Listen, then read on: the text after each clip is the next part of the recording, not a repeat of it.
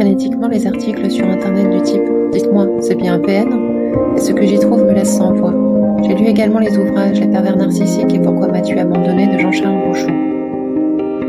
Plus encore que la compréhension, si possible soit-elle un jour, du comportement de cette personne qui m'a tant fait souffrir et qui m'a conduite à la nécessité d'être à ce jour aidée, je suis dans une démarche de compréhension de ce qui m'a amené à accepter cette relation pendant de longues années.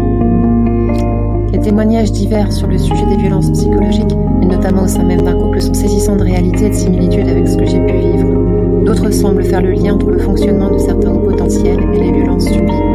Je suis au potentiel, et j'ai été victime de violences.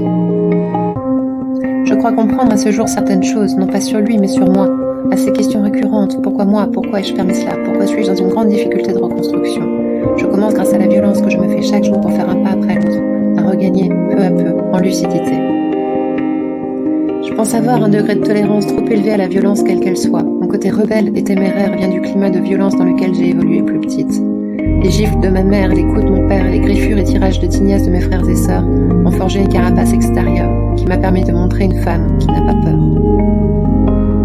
Voir qui, pour tenter de déstabiliser mes agresseurs, est allé jusqu'à tendre avec arrogance l'autre joue quand je venais de m'en prendre une. Je me suis surprise à dire à une amie que j'aurais préféré, si on peut préférer ça, me voir infliger des coups physiques de cet homme. Je n'avais pas pris la mesure de cette pseudo-capacité à gérer cette violence, car la violence des mots et des comportements que j'ai subis m'ont en fait lobotomisée. J'en conclus, peut-être un peu rapidement, que je suis plus forte face au coup physique. On y met de la glace, un pansement, on peut matérialiser la guérison. Contrairement aux mots psychologiques, invisibles, eux. Je connais pourtant mes limites, mais chaque fois que je tentais de les exprimer ou les faire respecter, tout le processus de culpabilisation, dénigrement et autres subterfuges m'ont été renvoyés tel un boomerang en plein visage. Je ne réalisais pas précisément ce qui se jouait dans ces moments-là. Une baffe, un point, aurait été plus clair. Je sais bien qu'une des tactiques adorées des personnes manipulatrices et perverses est l'identification projective, et donc, aujourd'hui j'essaye de me débarrasser de ces comportements qui m'ont été attribués toutes ces années durant. Tu es dépressive? Mais oui, aujourd'hui je le suis en effet. Tu te victimises? Oui, puisque je suis victime. Je n'ai jamais satisfaite. Oui, en effet, je ne peux l'être dans de telles conditions. Tu es manipulatrice? Oui, je m'y suis essayée face à lui, sans jamais y gagner. Tu es vindicative? Oui, j'ai souvent une opinion et la revendique. J'ai coupé tout contact avec cet homme et chaque jour est une victoire. Mais comment peut-il être compliqué de couper avec une personne qui a fait tant de mal? Une part de moi est-elle masochiste? Le binôme névrosé que je suis, les manipulateurs pervers narcissiques qu'il est, s'auto-alimenterait-il? Mais pourtant je me bats, je m'agis dans tous les sens, je pleure, je me mets dans des états d'une incroyable violence envers moi-même, non pas parce qu'il me manque, mais pour me débarrasser de ce costume qu'il m'a fait porter, pour me débarrasser de cet autre moi qu'il a voulu créer.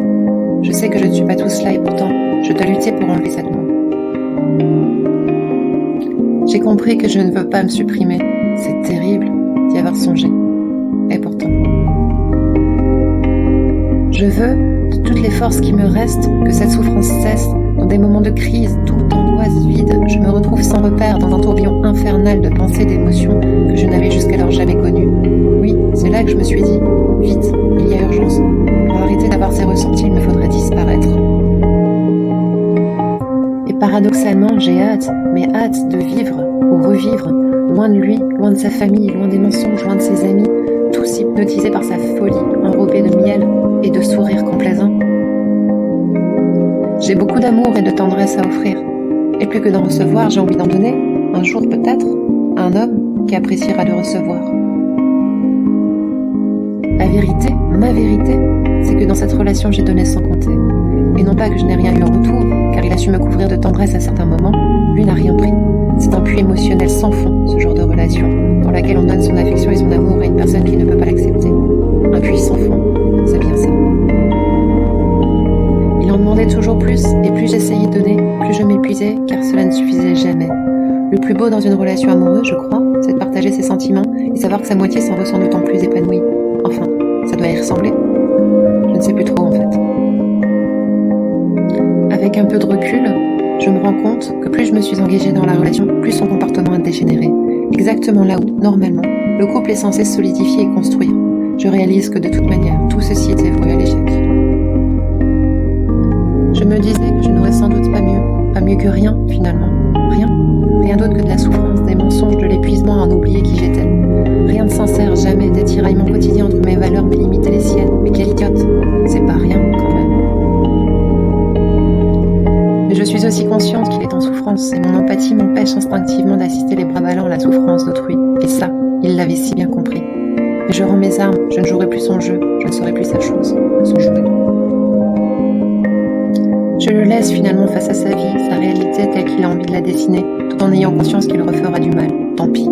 Ce n'est plus mon rôle, le rideau est tombé, le costume jeté. Fin de la pièce. Dans tous les cas, loin de moi cet homme que je n'ai même jamais trouvé beau, qui semblait juste charismatique et qui ne l'est pas pour un sou. J'associe cette relation à un mirage. J'ai vu en lui ce que je voulais y voir, et non ce qu'il était. Là est un de mes points faibles, manquer de lucidité et voir en quelqu'un ce qu'on a envie d'y voir. Désormais, je vais apprendre à ouvrir les yeux.